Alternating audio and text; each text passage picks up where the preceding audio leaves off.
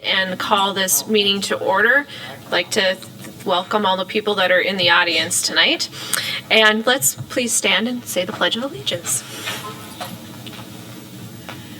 I pledge allegiance to the flag of the United States of America and to the republic for which it stands, one nation, under God, indivisible, with liberty and justice for all. Thank you. We have no public communications. Is there any, excuse me, go back to letter B. Heidi, could you please say the school board norms? The board developed norms are: decisions will be based on the board's strategic plan, its mission, and what's best for students. The board will act as stewards of tax dollars. Board members will complete foundation work to be prepared for the meetings. Meetings will be efficient. All perspectives will be voiced and heard, and all members will maintain a professional decorum. Thank you. Moving on, we have no public communication. Are there any conflicts of interest to declare? All right, can I have a motion to approve the consent agenda? Roger and then Greg. All those in favor say aye. Aye. Opposed, same sign. Motion carries. We have nothing under letter A, which is recognition, or B, correspondence, so we'll move on to reports. Superintendent's report. Dr. Leck, please. Thank you. I do have the written report in your packet. Just to highlight a few items, I've included the superintendent's annual address that I conducted on Wednesday, August 21st. Really a big focus of that was trying to embed all of the work that we're doing with our strategic plan, make sure that staff is aware of all of those components. A lot of what's in our strategic plan and the referendum in particular also deal a lot with, a lot of that focuses on collaboration, really a primary aspect of that presentation was on collaboration. This was in particular importance because of the transition to professional learning communities. It's important to note that we did do training through Solution Tree on that. That is a part of our strategic plan. It was recommended through the literacy lens audit that we conducted last year, and it was completely funded through the Striving Readers Grant. So the Striving Readers Grant just continues to pay dividends for our district in a lot of different ways that impact directly literacy, but also indirectly literacy through professional learning communities. So wanted to make sure to highlight that. In the past, the board provided authority to hire some open positions. We did make those hires, and I've just included some information that we would have done earlier had we been able to hire those folks earlier. Michaela Keller was hired into that approved additional section of kindergarten. She is a graduate of JHS and the University of Jamestown with a focus on early childhood, and this is her first classroom. Bob Hall was offered the position of auto tech at the Kern Tech Center. He's mostly worked and taught in Virginia, but most recently his experience took him to Colorado.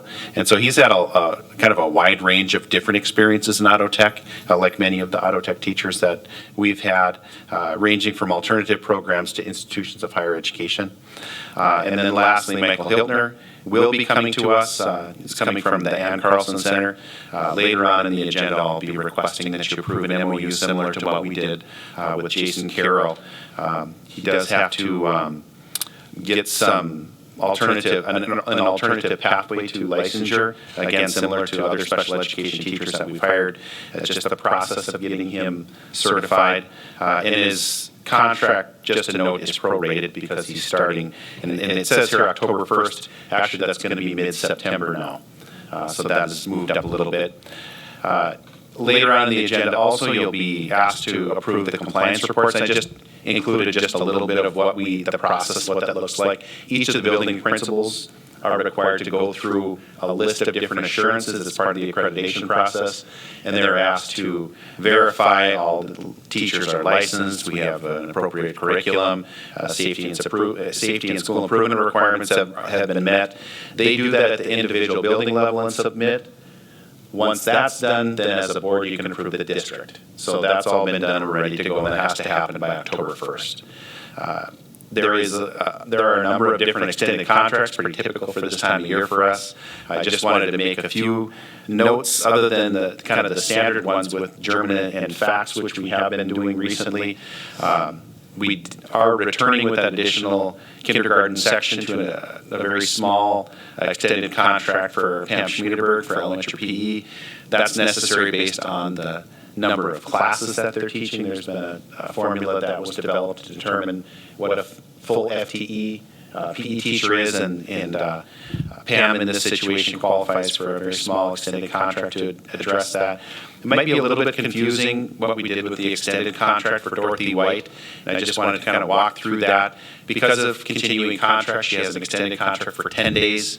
We're asking her to resign from 10 because we're restructuring that. She's doing 7. The other 3 are going to Lisa Anderson, so we're not really changing anything other than the people. But from a contractual standpoint, we wanted to do it where she's resigning. So we're basically taking 10 days, we're replacing with 10 days, it's just different people. We do have a Jamestown Park and Rec agreement that's coming up in the agenda, as has been the case as long as I've been here, and I think quite a bit longer than that. That $250 is added to that agreement every year. In the school calendar revision, we're going to have some board education on the days to hours legislation soon. But to accommodate some of the things that we worked through, we talked to a focus group last year when days to hours was looking like it was going to be a possibility, and we had some discussions about how would we best maximize this flexibility. So that focus group included teachers, parents, school board member, I think it was Steve that participated in that, and we learned quite a bit. And one of the things that we learned was the early release time. In the past, we have had 2 or 4 2-hour early dismissals. And one of the things that we heard from the parents representing is that actually becomes a bit of a hardship because it's outside of the normal day. I have to remember that 4 times a year, now I have to pick up my child at 1:30, or I have to find childcare for them, and it actually ended up being pretty onerous for them. And when we talked about the potential for other flexibilities that could be used through days to hours, like late starts, they were really very interested in that. What they were most interested in that was nothing would change for them. If I dropped my child off at 8 o'clock every day, I could still drop my child off at 8 o'clock every day, because as a school we would accommodate and expect that some of our students would come. And so we would program around students coming at that time. Teachers would be working on professional learning opportunities, but kids would still be there. There might be some enrichment, there might be different activities that happen. And we have staff there, paraprofessionals there anyway.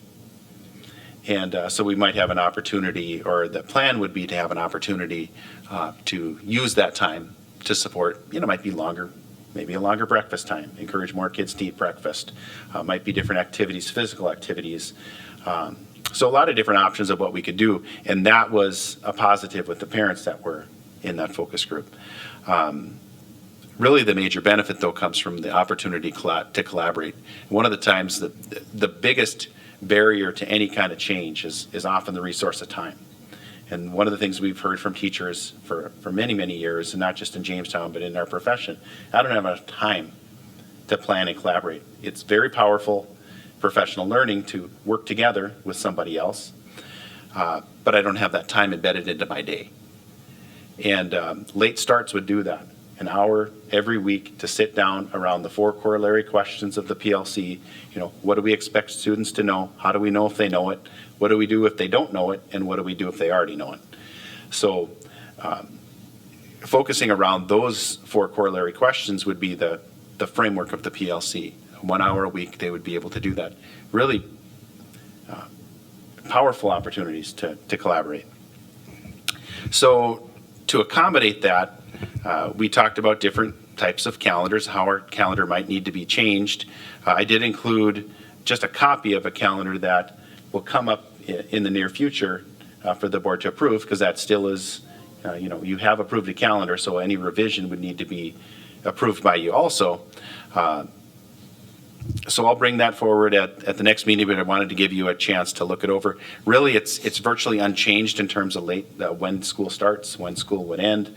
A lot of it just centers right around that the adoption of late starts and the elimination then of 3 of the 4 early release days. We would keep one of those early release days to ensure that we have the right planning, that all of our teachers are on the same page, that the school buildings have planned appropriately for what happens at that 8 o'clock to 9:30 time. And so we want to continue that, but in the future, we would eliminate those entirely. Because I think it's a better use of our time and it's not as onerous for families to have that late start time. So are there questions on the calendar? Again, I'm not asking approval, or I'm not recommending approval at this meeting, but. Any questions? Okay. So I did also, Diane Hansen joined me at UJ, and I know Heidi was there also, working the crowds, talking about the referendum. We had a booth. We really saw a lot of people. And it helped to have the format that we did. I think the UJ Block Party is a great opportunity for us to connect with a lot of different patrons. And it was extremely well attended this year. It's probably the most attended I've ever seen the UJ Block Party. So that was really a good opportunity. So I brought copies of the referendum quick hitter. We gave those to we gave them to everybody that showed up at the booth. But we also had copies of the summer projects plan so people could understand, well, what are you already doing? And trying to show that we're actually spending more than what we bring in every year already, and it's still not keeping up. And then a copy of the capital projects plan. So when we were talking about, well, we have $21 million in needs over the next 10 years, how do we get that number? And so we had a couple copies of the capital projects plan, and we actually had a few people want to take those and look them over, which is absolutely fine, and we were glad to share that. But it brought on some questions, and I thought overall a good opportunity for us to share those needs with the patrons that stopped. But that is my report, and I'd stand for questions if you have any. Thank you, Dr. Lecht. Any questions? And I'd like to say thank you to Diane and Heidi for also attending and assisting and providing some information regarding to our referendum. I want people to know what it is that we're asking for and why we're asking for it. So thank you for taking your time to do that, as some of us had conflicts.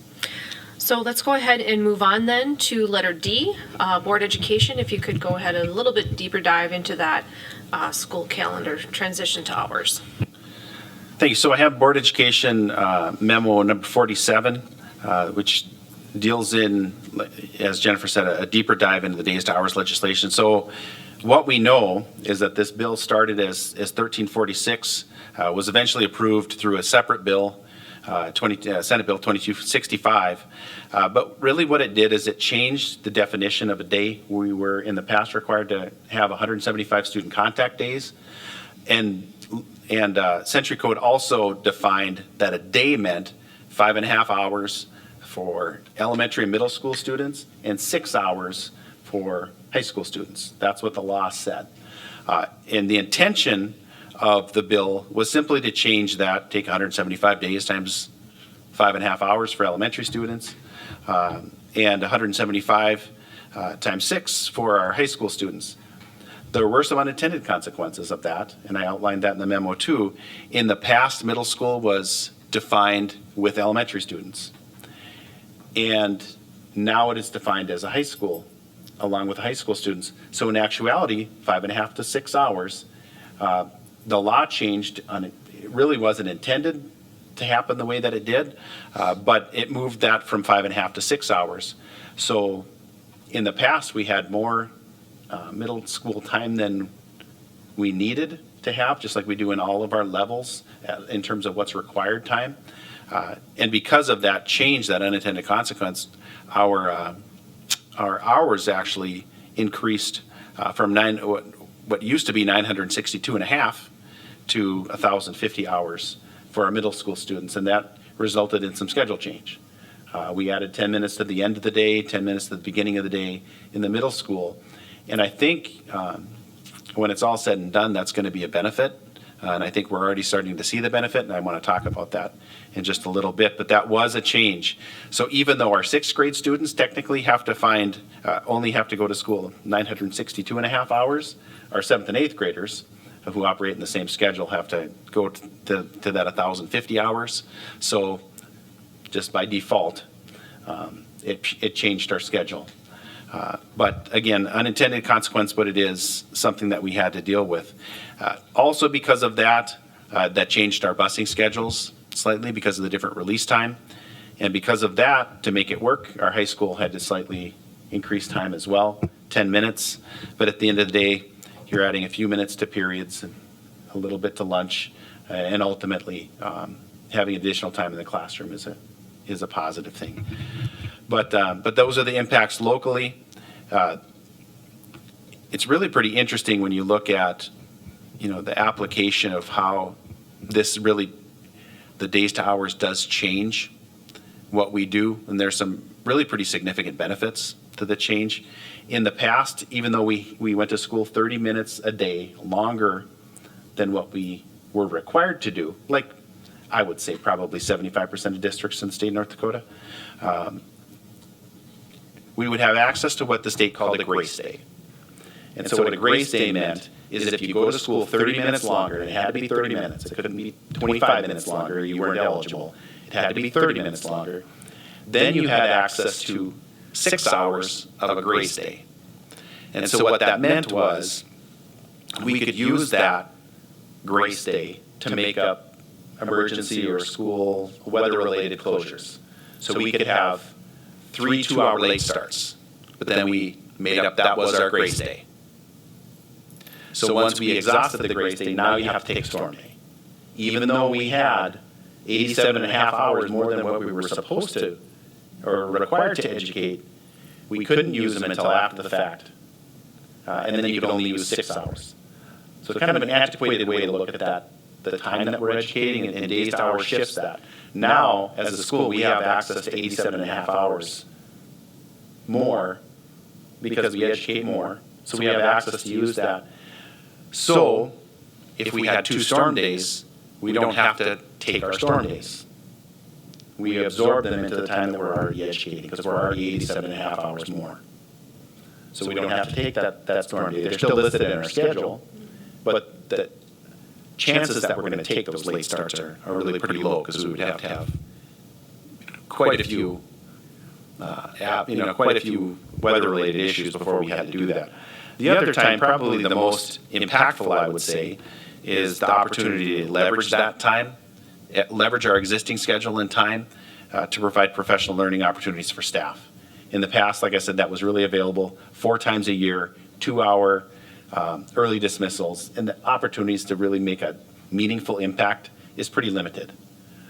When you can do something job embedded every week, that has an opportunity to really positively impact teachers. If you positively impact the professional growth of teachers, you are directly going to impact the learning opportunities for kids.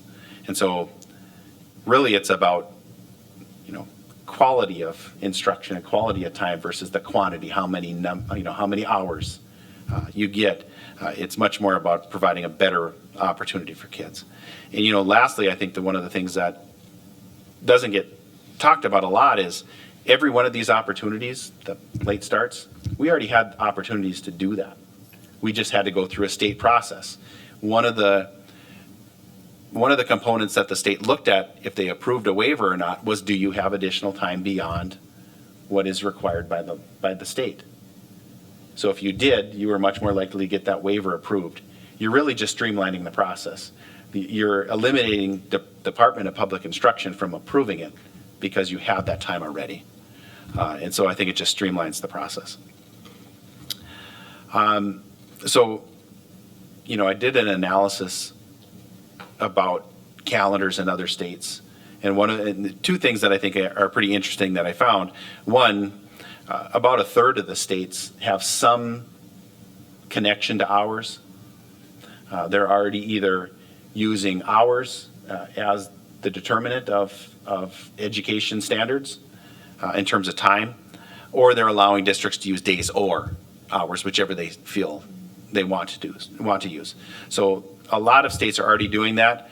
And if you look at just the 962 and a half days or hours and the 1,050 hours, even if you're just looking at that, we are in the upper third of requirement for across the country. So we're already in the, the top 25%, even at the minimum standard of hours. When you include that additional half an hour, you're looking at being in the top 2 or 3 in terms of instructional time. So even if you look at it that way, repurposing some of the time for professional development, you're still, top 5 in terms of total hours that kids are in a classroom compared to other states. Now, the one thing I didn't mention earlier is that in the past, that 5.5 and 6 hour day has been excluding lunch. That's the only time that was eliminated from the calculation. Everything else, passing time, advisory times, all of that was included. The only thing excluded was lunch. So if you had a 7-hour day and a half an hour lunch, that's 6.5 hours. That's what you counted.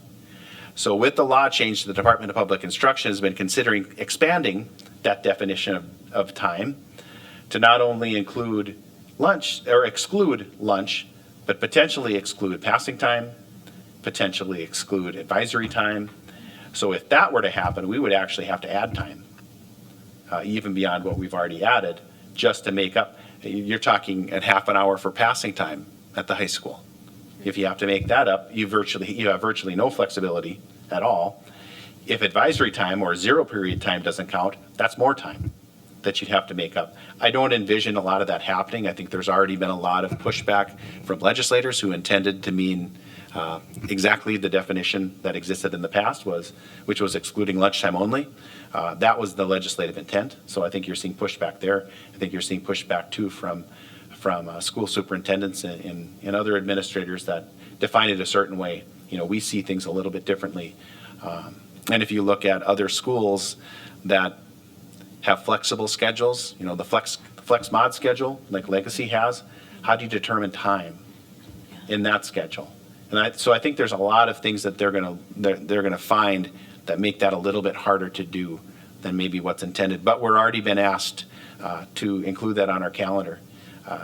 Good example of that is in the past we've done a fall calendar. I do that fall calendar report. It's taking me about 20 minutes. You put in the number of calendar days, the days off that you're intending, Christmas break, things like that. You list on there how many hours you have, 5.5 and 6, 6.5. That's it. Took me 20 minutes.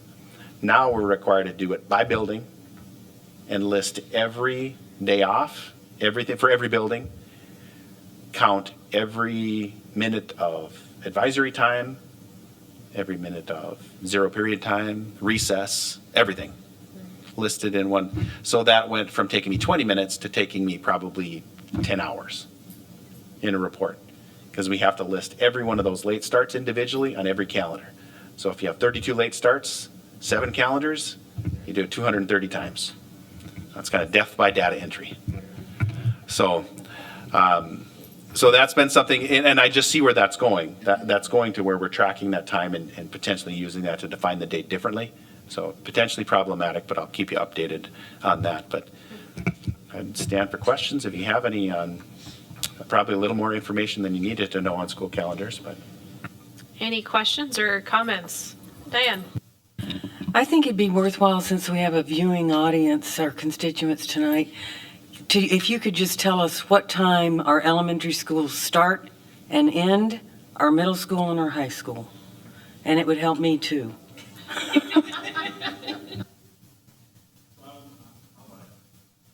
how about we provide that in a report in the future? Well, I know that.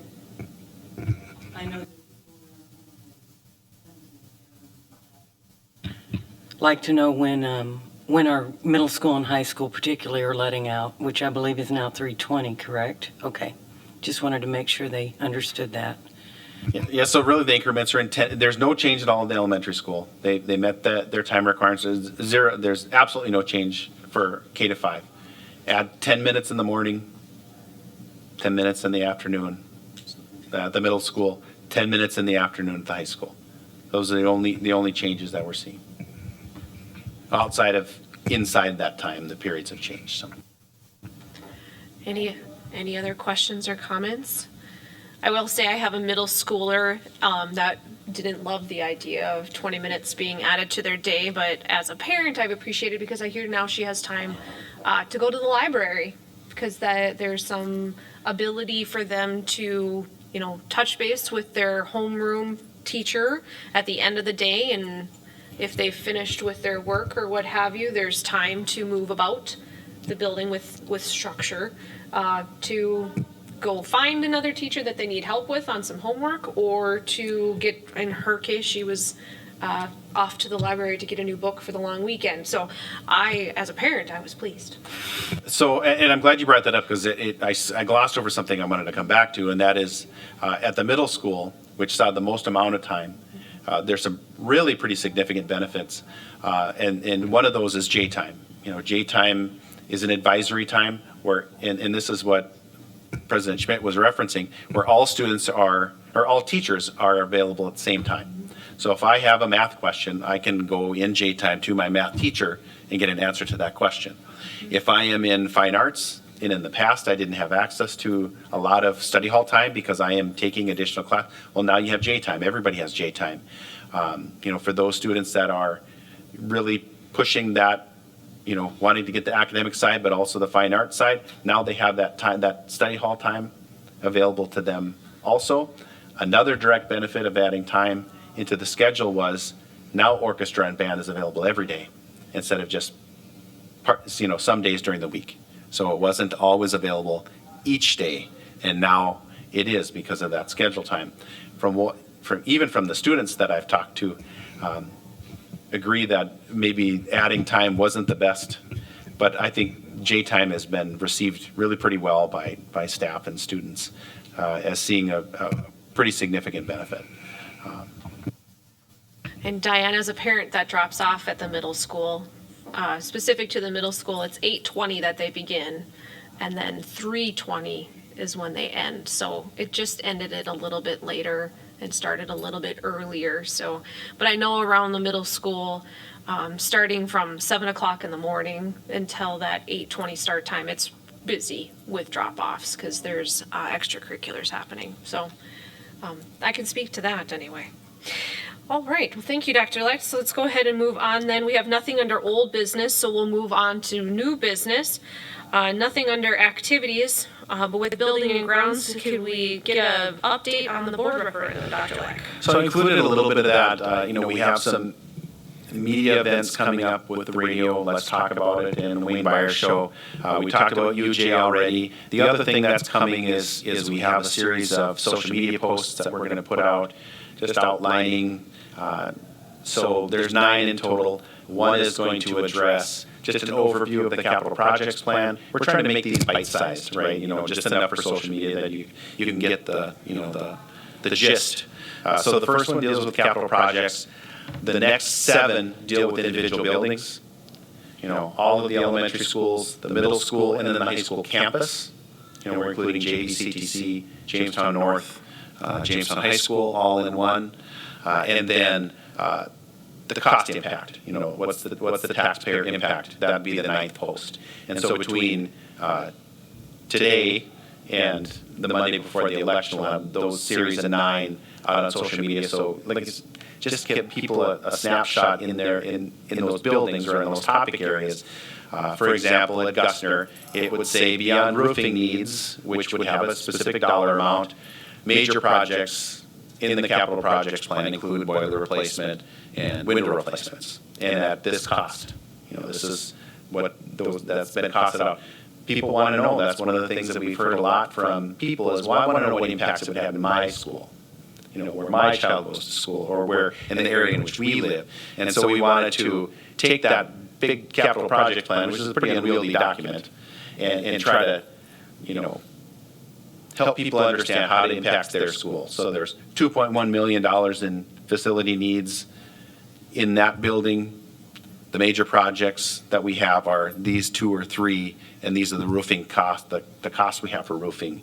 Because that's really out of those 7 schedules, we're really talking 85% of it is roofing repairs and building repairs. So we're not saying those others aren't important, because that all adds up. But really, the big chunk comes from those two areas, so that's what we chose to focus on in those posts. But, so that's the other thing, we're just trying to get information out for people.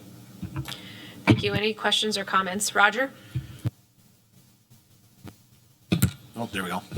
I just have one with the notification on social media. Is there going to be something on the app, like under the notifications, that people, you know, they'll look at their phone and say, oh, we got a notification, and then read that information there too, or they have to go looking someplace for that? We talked about doing it, we talked about doing that. Right now, we were thinking it would solely be social media, because that's where we get the most exposure. I get a little bit worried about sending so many app notifications, because my concern is you get too many app notifications, people turn it off. I just get too many, click, I'm going to turn it off. But it could certainly be emails that we send out to the email list. I guess I didn't really think of that, but I'm open to whatever gets people out. But my concern about the app in particular is that we already have a lot of things that flow through the app, and I get concerned about, you know, it's a really important system.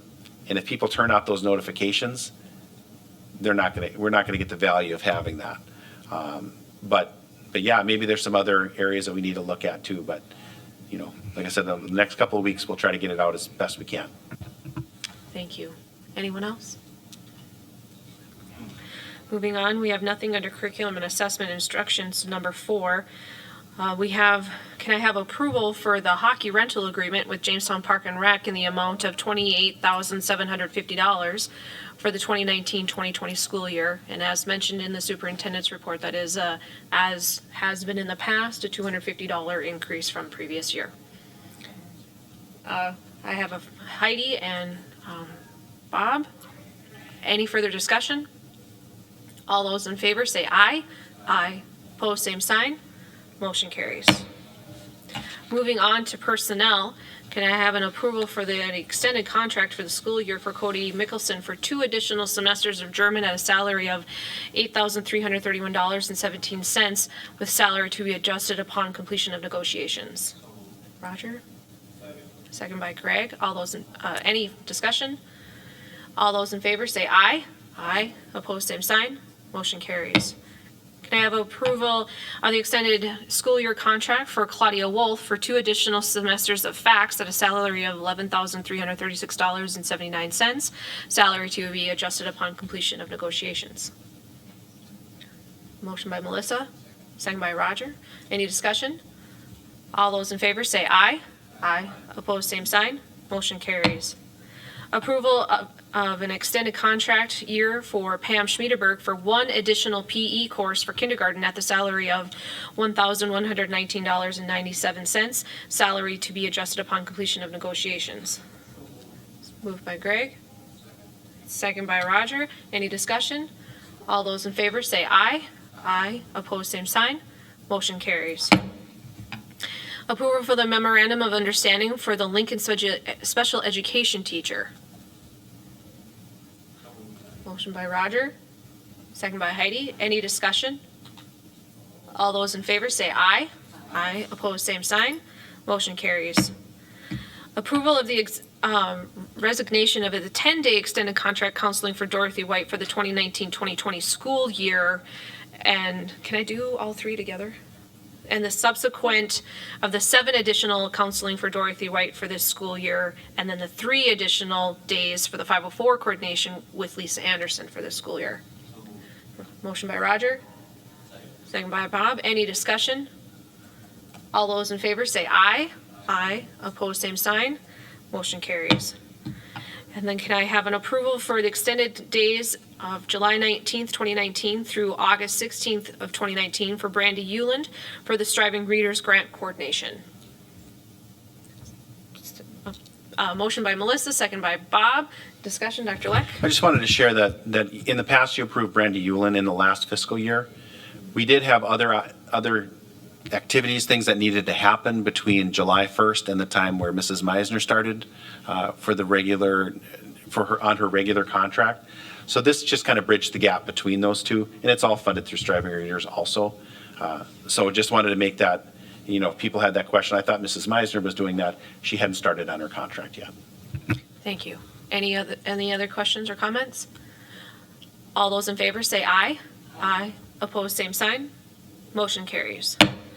Moving on to policy and procedures, can I have approval of the LEA compliance report? Motion by Greg. Second by Roger. Any discussion? All those in favor say aye. Aye. Opposed, same sign. Motion carries. We have nothing under tuition or other. Does anyone have any items for future agendas at this time?